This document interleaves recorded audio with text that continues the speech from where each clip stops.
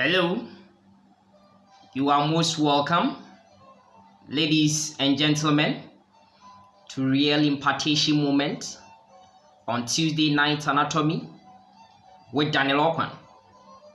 Today's section, we want to look at some important relations of the kidney. Yes, we know that the kidney is a retroperitoneal organ, finds itself in the posterior abdominal wall. And this kidney has, some organs related to it. So we have anterior relations of the kidney, we have posterior relations of the kidney. Yeah, these relations are very important because, for instance, if there's any surgical intervention to any organ in there, then care must be taken so that we don't cause injury to those surrounding structures. Especially if, for instance, they are doing a surgical intervention, to what we call the kidney, through the posterior abdominal wall, then care must be taken so that we preserve those important structures, especially those nerves which are related to it at that region. And so, without much ado, let's set the ball rolling. So there we are. Now this one, we want to look at the relation, from the anterior aspect. So these are the anterior relations of the kidney. So if you look at this image which is projected over here, you see that yes, the right kidney is at a bit at a lower level than that of the left kidney. Yes, it makes sense because the right kidney, because of what we call the bulk of the right lobe of the liver, which tends to push down this right kidney a bit downwards inferiorly. So that is what we tend to see. So the right kidney is a bit at a lower level than that of the left kidney. And that is why, by way of the vertebral level, what we find is that, yes, we know the kidneys are lying the paravertebral gutters. Yes, what is happening is that from T11 all the way, from T12 all the way to L3, that is the extent to which you are going to find the right kidney. And then for the left kidney, it's going to come from all the way, the upper pole of the left kidney is going to be at the level of T11 all the way to L2. But the interesting thing is that when you talk about the hilum, where the structures, enter and leave the substance of the kidney, what happens is that for both right and left kidneys, yes, it's roughly at the L1 vertebral level. So we get to know because of the right bulk of the right lobe of the liver, which tends to push down the right kidney a bit downwards. It's, the lower pole is a bit at a lower level compared to what we call that of the left kidney. So that is what we see. Now, for the anterior relations of the kidney, yes, what we find is that for both left and right kidneys, what happens is that at the superior portion, we have what we call the suprarenal glands. And we know that the right suprarenal gland is what we call triangular pyramidal in shape, and the left suprarenal gland, yes, is crescenteric in shape. But the interesting relation over here is that the right, for both of these suprarenal glands, they find themselves in what we call the renal fascia of Gerota. You know that the kidney, the fascia of Gerota, covers it. But of course, we know that from the capsule of the kidney, we are going to have what we call perinephric fat. Covering this perinephric fat is what we call the renal fascia of Gerota. And then beyond that, we are going to have the paranephric fat. But I'm saying that the renal fascia of Gerota doesn't cover only these kidneys, but in addition, these structures which are finding themselves in the superior relation of the kidney, they are also embedded within this, covered by this, renal fascia of Gerota. And therefore, for instance, if there's any surgical intervention, if you want to remove the kidney, then care must be taken to preserve these suprarenal glands. Because we know that these suprarenal glands, they are also known as adrenal glands. And these glands are very important endocrine organs, which are going to be very important. Yes, we have it, cortex and medullary portion. For instance, this medullary portion producing a hormone, very important hormone like adrenaline or epinephrine, which is very important, hormone which mediates what we call the 3 F's, the fight, flight, and flee. Yes, the parasympathetic, control. So this one will have to be preserved because, yes, at the superior portion, we are having these ones. And they also find themselves in what we call the renal fascia of Gerota. Now, if I take the right kidney, yes, you know that the right kidney, yes, anteriorly is related to what we call the bulk of the right lobe of the liver. So the right lobe of the liver is related to the kidney, right kidney anteriorly. And that is why we have this area to be the hepatic area for the right kidney. And over there, yes, you know that there's going to be that kind of, potential space over there, which we call it a hepatorenal pouch of Morrison, which of course we know infectious fluid, yes, can get collected over here. Okay, so that is, what we find over here. Now, in case of the left kidney, okay, what we find is that laterally we have what we call the spleen. So the spleen relates to the left kidney rather anteriorly, whereas in the case of the right kidney, it is the liver. But in addition, as I come medial to the left kidney anteriorly, okay, where we are comparing it to the hepatic area in case of the right kidney, you see that yes, it is occupied superiorly by what we call the stomach. So we have the gastric area, and then at the lower level we have what we call the body of the pancreas relating to what we call the left kidney. So we have what we call the pancreatic area. So what am I saying? In the case of the right kidney anteriorly, after what we call the right superior gland area, okay, we have what we call this big hepatic area, which is in this color. But in case of the left, yes, laterally, where this, we have the hepatic area laterally, we are going to have what we call the splenic area. And then as I come medially at the superior portion, I'm going to have the gastric area. And at the inferior portion, okay, close to the middle portion, yes, I'm going to have what we call the pancreatic area. Okay, so that is what we are going to see over here. Now, immediately I talk about the pancreatic area. Then what happens that, yes, in the right kidney, we have what we call, the duodenal area. Yeah, this C-shaped concavity over here is created. You know, the duodenum creates a retroperitoneal structure, a second retroperitoneal structure. Yes, it's more towards the right. Okay, so that's where it starts. And therefore, yes, we are going to have this area related to what we call the right kidney. And that is where the head of the pancreas will be, and it will extend all the way, and the body of the pancreas will be seen relating to what we call the left kidney anteriorly. So that is what we see. Now, as I come down to what we call, as I come to lower, as I come inferiorly at the anterior aspect, I see what we call the colic area. Yes, we know that we are going to have what we call the hepatic, the ascending colon becoming, hepatic flexure, becoming, archer. And so we have this area to be related to the colon. So we have this one to be the colic area. Similarly, at the lateral aspect, yes, we have the colic area also related to what we call the left kidney. Okay, so that is what we find. And then as I come downwards, okay, a bit medial downwards, yes, I have what we call the jejunal loops, the loops of the small intestine also being related over here to what we call the right kidney. But that one is a smaller contribution. But for the left kidney, you see majority of it at the inferior, medial portion of what we call the left kidney anteriorly. We have course of the jejunum related to it. Okay, so these are the, these important anterior relations of the kidney. Now again, if I want to look at some structures in the hilum of the kidney, what I find is that, we have this is the renal, this is the abdominal aorta, and this abdominal aorta will give off these arteries. These are the renal arteries.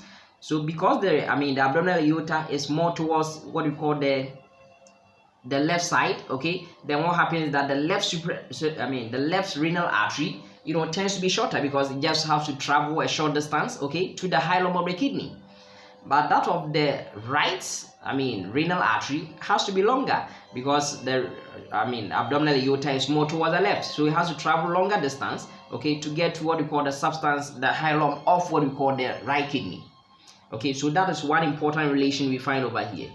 Again, this relation is important that you should know that at the hilum of these two kidneys, whether it's left or right kidney, you are going to see that the renal artery becomes the most superior portion, the most superior structure over there. Okay, so that is, what we find over here. All right, but if you are looking at the three main structures, okay, we talk about renal artery, we talk about renal vein and renal pelvis. What happens is that the intermediate structure is this renal artery. Although it's the most superior structure at the hilum, it is the intermediate structure considering these three structures over here. All right, now the next one is the renal vein, because at the end of the day, when the kidney, they filter this kind of blood and all that, yes, it have to be drained, okay, into what we call the inferior vena cava. And what we find is that the left inferior vena cava is quite longer, okay, the left renal vein is quite longer compared to that of the right. Because again, this inferior vena cava is more situated towards what we call the right side, and that is why the left one will have to travel all the way, okay, cross the midline and come to the left side to drain into this inferior vena cava. While of course the right renal vein, yes, is shorter because it just has to travel short distance to meet it at the right side and drain into it. Okay, that is what we see. Now, in terms of the relations at the hilum of the kidney, what happens is that this one becomes just inferior to what we call this, renal arteries. Okay, so it's the intermediate structure regarding the structures at the hilum of the kidneys. Okay, so this one, renal veins, become the intermediate structures. Okay, that is when I'm arranging from superior to inferior. That's the intermediate structure. But in terms of arranging from anterior to posterior, then it becomes the most anterior structure. Okay, most anterior structure. Yes, the logic is there, because if I'm going to go through it from the anterior aspect, and you know that this one will be very close to the skin, and it makes sense because God in his own wisdom has ensured that most of these veins tend to be more superficial. So if I'm going from anterior to posterior, then I will meet this one just after the skin. Okay, after the skin, that's the one I will be meeting before I get to the artery. Okay, now the next structure that we find over here will be what we call the the renal pelvis, which continues inferiorly as the renal as the ureters. Okay, now the renal pelvis, yes, is the most posterior structure. It's also the most inferior structure that we find at the hilum of both the left and right kidneys. Okay, so that these are some important relations that we have to actually appreciate over here. So having seen the anterior relations of the kidney, how about the posterior relations? Now the interesting thing is that for both left and right kidneys, the relation at the posterior aspect tends to be similar, so to speak, with some few deviations. Okay, so what happens is that because we know that the right kidney is a bit at a lower level than that of the left, then what happens is that the posterior aspect, we have for the right kidney, we have only the 12th rib related to it. But in the case of the left kidney, we are going to have the 11th rib and the 12th rib. After all, I told you that the left kidney will be starting at what we call T11 and end at L2. While that of the right kidney will be starting at what we call T12 and ending at what we call L3. So that is what we see. So the same way for the ribs, we will see that the 11th and 12th ribs will be related to that of the left kidney, and for the right kidney, we have the relation with only that of the 12th rib. Yes, it makes sense. Yes, because the diaphragm will also be there. Therefore, the diaphragm is also forming the posterior relation of both the left and right kidneys, as we said. And we know that the diaphragm is also originating from these arches over here, and you can see these arches are the what we call the medial and lateral arcuate ligaments. These are the medial and lateral arcuate ligaments, otherwise known as the lumbocostal arches. Okay, so it means that all this kind of medial and lateral lumbocostal arches, or something we are calling the medial and lateral arcuate ligaments, are related to it because they give origin to the diaphragm. Because the diaphragm is formed from posterior relations, yes, these ligaments are also from posterior relations to what we call the diaphragm. Yes, one thing that we also know is that we see that this this is what we call the quadratus lumborum, and we know the quadratus lumborum is the one which what we call the anterior and of course the medial layers of what we call the thoracolumbar fascia thickening to form this kind of lateral arcuate ligament. So it makes sense that the muscle which is just lying inferior to this what we call lateral arcuate ligament will also be forming the posterior relations of the kidney. Okay, so that is what we find over here. Yes, if I go medial to it, the next muscle, the fascia of the psoas major muscle is the one which thickens to give us this medial arcuate ligament. Therefore, that one is also forming the posterior relations of the kidney, the muscle. That is the psoas major muscle. Now, one thing that we know is that emerging from this kind of lateral arcuate ligament are these subcostal nerve and vessels. So the subcostal nerve and vessels, yes, what we mean is that we are talking about the subcostal nerve, subcostal artery, and the subcostal vein. Yes, all these three structures are emerging. Okay, they are actually emerging through what we call this lateral arcuate ligament, and therefore they also form the posterior relations of the kidney. So that is what we find over here. Now, one other muscle which I have to mention as I go even lateral to the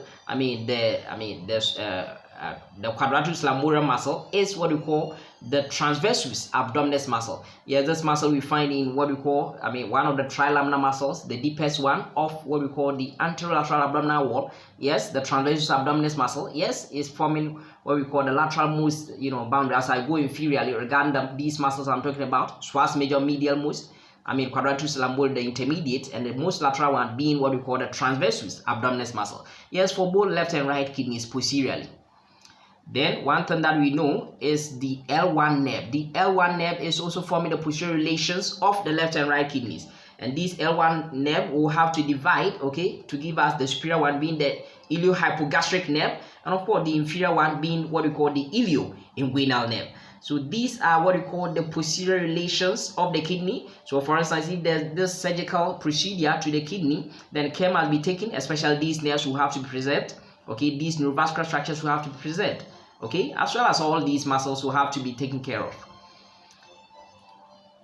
All right, I hope you find this one helpful. Yes, we'll look at the other things that we have to do regarding all these ones. So make sure that if you've not subscribed to the channel, you do so that you get prompted anytime a new video comes. I'm very grateful for your time this evening. Have a good night, all of you, and may the good Lord richly bless you. Amen.